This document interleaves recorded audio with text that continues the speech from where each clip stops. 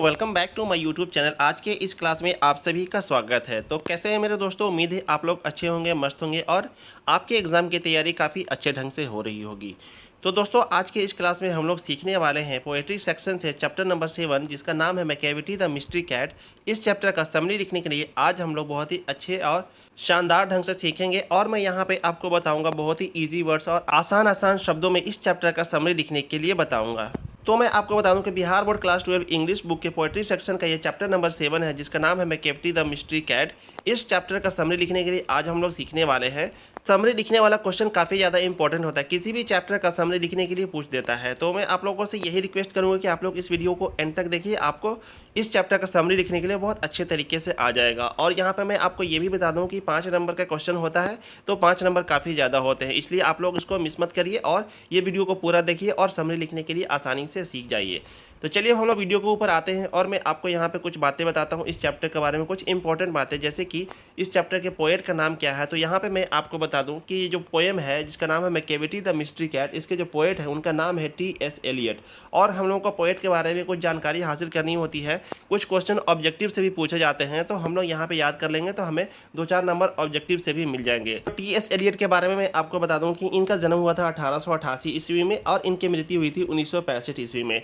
तो चैप्टर का नाम है मैकेविटी द मिस्ट्री कैट, इसके पोएट का नाम है T.S. एलियट और इनका जन्म हुआ था 1888 में और इनकी मृत्यु हुई थी 1965 में। आप लोगों को इन सारी चीज़ों को याद कर लेना है। 3-4 क्वेश्चन यहाँ से आप लोगों को ऑब्जेक्टिव के आ जाएगा, पूछ देगा। चलिए हम लोग चैप्टर का समरी लिखने के लिए सीखते हैं और लाइन बाय लाइन मैं आपको बताऊंगा चैप्टर का समरी लिखने के लिए और साथ ही साथ मैं आपको इसका हिंदी में मतलब भी बताते चलूंगा ताकि आपको बहुत ही आसानी से समझ में इसका मतलब आ जाए। तो हम लोग फर्स्ट पैराग्राफ में लिखेंगे this poem has been composed by a very famous poet T.S. Eliot. तो यहाँ पे ये कह रहा है कि ये पोएम है जिसका नाम है मैकेविटी द मिस्ट्री कैट, ये एक बहुत ही फेमस कवि के द्वारा कंपोज किया गया है, इसकी रचना की गई है, जिनका नाम है T.S. एलियट।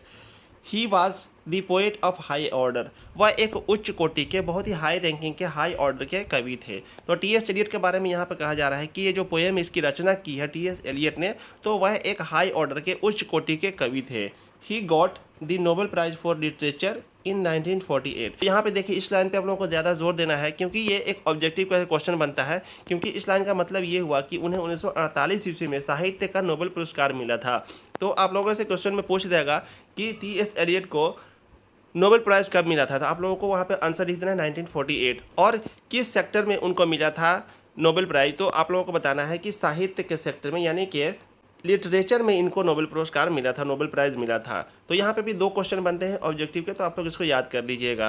उन्हें 1948 ईस्वी में साहित्य के लिए नोबेल पुरस्कार मिला था।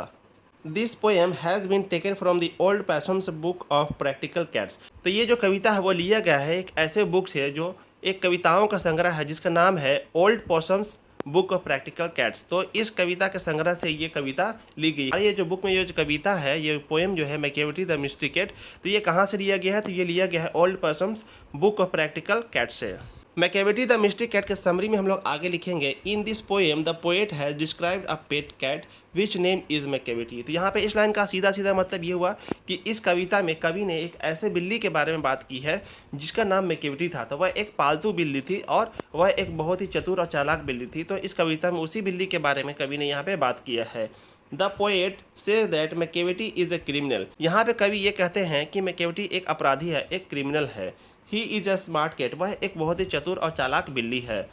ही ब्रेक्स एवरी ह्यूमन लॉ, वह सभी मानव कानून का तोड़ती है, यानी कि इंसानों के द्वारा जो भी कानून बनाया गया है उन सभी कानूनों को ये जो बिल्ली है मैकेविटी वह तोड़ती है। He also breaks the law of gravity, वह गुरुत्वाकर्षण के भी सभी नियमों को तोड़ती है। He always does many crimes but never be found there.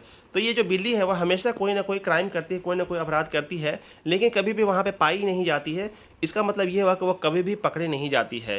तो इस पैराग्राफ का मतलब क्या हुआ, मैं आप लोगों को बताता हूँ कि यहाँ पे इस कविता में कवि ने एक पालतू बिल्ली का जिक्र किया है, एक पालतू बिल्ली का वर्णन किया है जिसका नाम मैकेविटी है और इसी बिल्ली के ऊपर ये पूरी कविता, ये पूरी पोएम लिखी हुई है। तो कवि कहते हैं कि मैकेविटी एक अपराधी बिल्ली है, वह एक स्मार्ट है, बहुत चतुर और चालाक है, वह हर मानव कानून को, इंसानी कानून को वो तोड़ती है, वह गुरुत्वाकर्षण के नियम को भी तोड़ती है, वह हमेशा कोई ना कोई अपराध करती है लेकिन वहाँ कभी भी पाई नहीं जाती है, यानी कि वो कभी भी पकड़ी नहीं जाती है।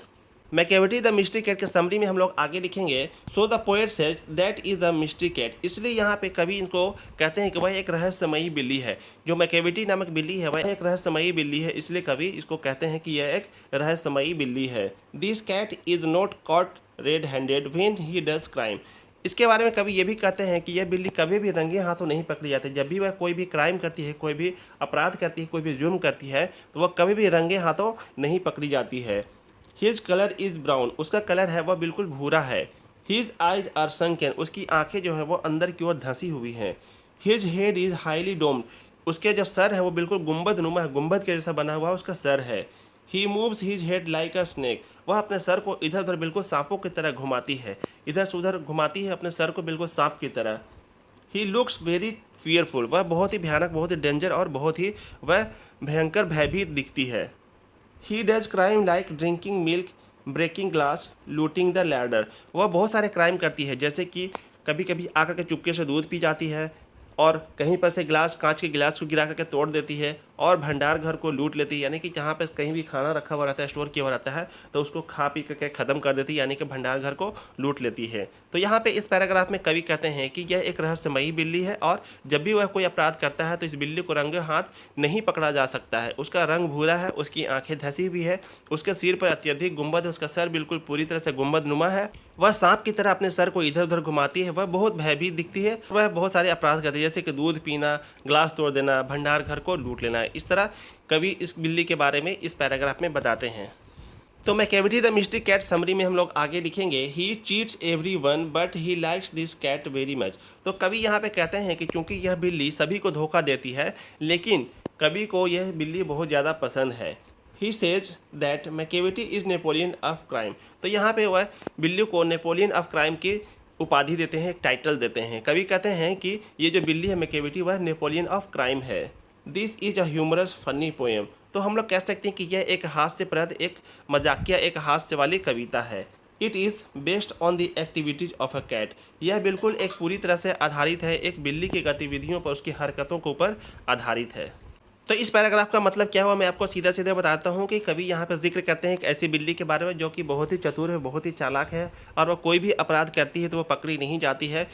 और इस बिल्ली के बारे में बात करते हुए आगे कहते हैं कि यह बिल्ली है वो सभी को धोखा देती है, लेकिन इस बिल्ली को बहुत पसंद करते हैं। कौन? कवि जो है सर इसको बहुत ज़्यादा पसंद करते हैं। वह कहते हैं कि मैकेविटी अपराध का नेपोलियन है, नेपोलियन ऑफ क्राइम की संज्ञा, नेपोलियन ऑफ क्राइम का टाइटल कवि ने इसको दिया है। तो यह एक हास्यप्रद हास्य कविता है और यह एक बिल्ली की गतिविधियों पर आधारित है। तो दोस्तों हम लोग मैकेविटी द मिस्ट्री कैट इस चैप्टर का समरी कुछ इस तरह से लिखेंगे। आप लोग इसको वीडियो को दोबारा से देख लीजिए। अगर आपको किसी तरह की कोई भी डाउट आती है समझने में तो आप लोग वीडियो को दोबारा से देख लीजिए, आपको सारी बातें समझ में आ जाएंगी। तो दोस्तों उम्मीद करते हैं कि आपको वीडियो पसंद आया होगा। अगर आपको वीडियो पसंद आता है तो वीडियो को एक लाइक कर दीजिए, प्यार से कमेंट कर दीजिए और अगर आप चैनल पर नए हैं, पहली बार हमारे वीडियोज़ को देख रहे हैं तो चैनल को सब्सक्राइब जरूर कर लें, क्योंकि इस तरह के काफ़ी सारे कंटेंट अभी इस चैनल पर आने वाले हैं। बहुत तरह की वीडियोज़ आएंगी, सब्जेक्टिव ऑब्जेक्टिव वगैरह सभी तरह की चीज़ें हम लोग बहुत अच्छी तरह से तैयारी करेंगे। Bihar board class 12 English book की प्रोज और पोएट्री सेक्शन के सभी तरह के चैप्टर्स की बहुत अच्छे तरीके से हम लोग तैयारी करने वाले हैं, इसलिए आप लोग जल्द से जल्द इस चैनल से जुड़ जाएं।